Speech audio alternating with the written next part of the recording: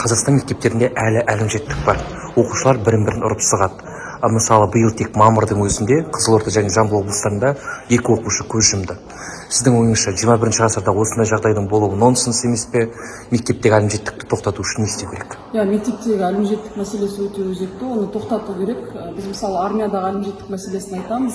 Егер біз үйде, аулада, мектепте әлімжеттік мәселесін шешпесек, онда ол армиядағы әлімжеттік мәселесі шешпейді.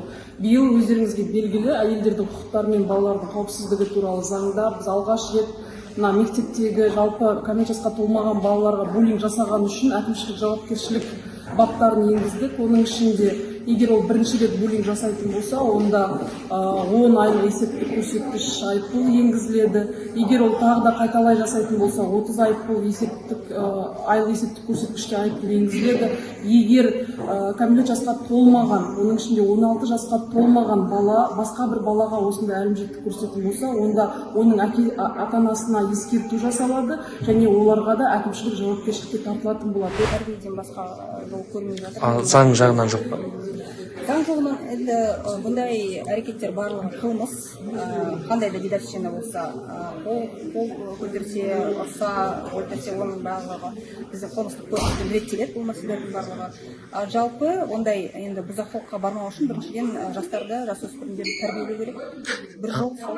Олар болғаннан кейін бұл жерде заңның күшіне заңға сүйенеміз. Бірінші кезекте үйдегі тәрбие күшейсе, екіншіден тиісті министрлік өзінің жұмысын сапалы түрде атқарып, нақты жұмыстарды іске асырса, және үшіншіден бұл контентті біз түзесек. Қаншалықты біз контентті түзеп, идеологиялық бағытта көбірек жұмыс жасасақ, менің ойымша осындай кейбір жағдайлар әлдеқайда төмендей түседі деп ойлаймын. Ол тек қана білім беру емес, тәрбие мәселесіне баса назар аудару керектігін көрсетеді. Осыған байланысты жергілікті әкімдіктер тарапынан нақты жұмыстар керек, тәрбие жұмыстары.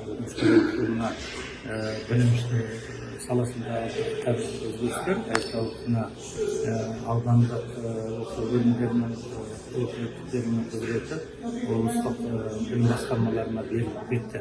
Соның салдарынан да қазір бұл жағдайда жергілікті жерлерде нақты мысалы мектептің шатыры ұшып кетсе жөндеу мәселесі болмаса жаңағыдай оқиғалар орын алған кезде жоғарыдан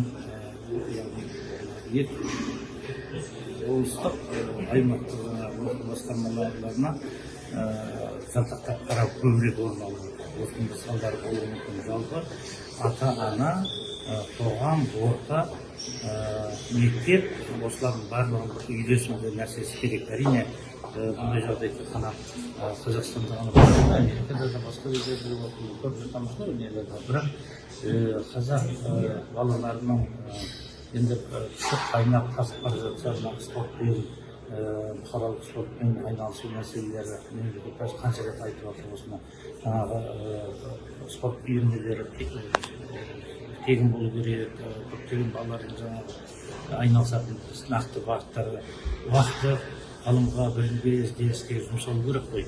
Өкінішке орай осы жағынан да бізде ақсап жатқандығын ашық айту керек.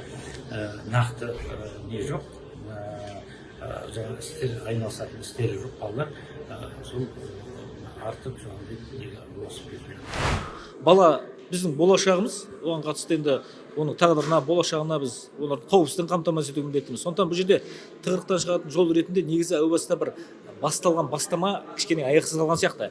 Әрбір мектептерді заманауи жаңа құрылғылармен қамтамасыз ету. Яғни бейне бақылау, сонымен қатар мына әрбір мектептің өзінде ғана емес, мектептің айналасын түгел мына алып тұратындай мүмкіндік болу керек.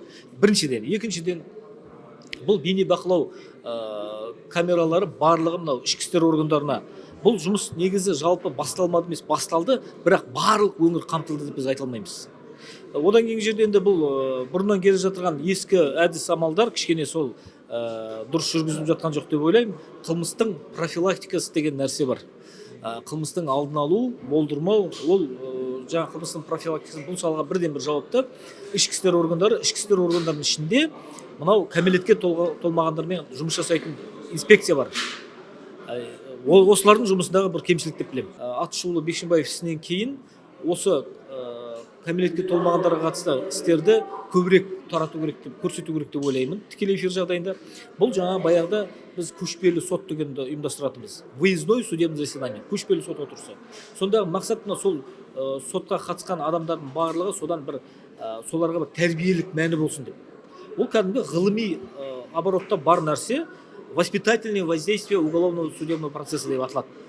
Қылмыстық сот процесінің тәрбиелік маңызы. Яғни осыны жан жаққа көрсету керек. Мысал үшін мысал келтіре аламын, нақты осы былтырғы жылы қазір мына закладчиктердің көбейіп кетті ғой кәмелетке толмағандардың арасында. Осы Қостанай облысында көшпелі сот отырысы ұйымдастырылып, сол колледждің кәмелетке толмаған балалар колледжі, сол колледждің ғимаратында өткізілді. Сол колледжге қатысқан студенттерді біз арнайы енді сұрап білдік, осы профильді комитет болған жерде. Шын мәнінде де жастарға өте қатты әсерін берген. Сондықтан да осындай процестерді көбейту керек деп ойлаймын. Яғни көшпелі сот отырысын жиі өткізу керек мектептерде. Жоқ, бұл жерде көшпелі сот отырысын қазіргі жағдайда мына кеше Бишімбаев соты сияқты негізі былайша айтқанда ашық өткізіп онлайн арқылы көбірек қамтимыз сол кезде. Көрдіңіз бе? Ол бала психологиялық тұрғыда өз сияқты баланың шын мәнінде сотталып бара жатқан көретін болса, ол кәдімгідей балаларға, кәмелетке толмаған балаларға өте қатты әсер етеді. Біз осы жерден қанша айтайық, түсіндірейік, газетке қанша мақала жариялаңыз, ол балалар оны оқып отырмайды қазір жастар. Ал өзі сияқты жасөспірім баланың сотталып бара жатқан көрген кезде, ол әлдеқайда әсерлі болады балаға. Бұл кешенді мәселе. Оны тек қана біз бейне бақылаумен, әлде кіріп келе жатқанда турникет қоюмен, әлде әр мектепке бір полицейский отырғызумен онымен шеше алмаймыз. Бірақ бейнебақылау камералары да керек шығар, басқа да класс сағаттарда керек шығар, басқа да жұмыс керек, бірақ бұл жалпы кешенді проблема. Бұл деген жалпы біздің азаматтарымыздың бір-біріне деген құрметі, бір-бірінің құқығын қорғау деген құндылықтар, жалпы адамның өміріне деген сол құндылық ретінде қарау. Ол жалпы мәдениет мәселесі. Сондықтан әрине бұл жалпы қоғамда, егер үйінде жаңағы осындай жанжал болып тұратын болса, егер үйінде бір тиісті баламен жұмыс істейтін, баланы тәрбиелейтін уақыты болмаса ата-анасында, ол мектепке келгенде не істейді? Ол үйінде көрген мәселеден ауытқып басқа нәрсені істей алмайды. Сондықтан оны тек қана мектепке тіреп қойып, тек қана біздің білім беру саласына тіреп қоюға ол дұрыс емес менің ойымша. Ол жалпы қоғамдағы құндылықтардың проблемасы. Яғни мектепке 2 турникет пен 5 камера қойсақ, әлде бүкіл жеріне камера қойып 10 полицейский отырғызсақ, бұдан проблема шешілмейді.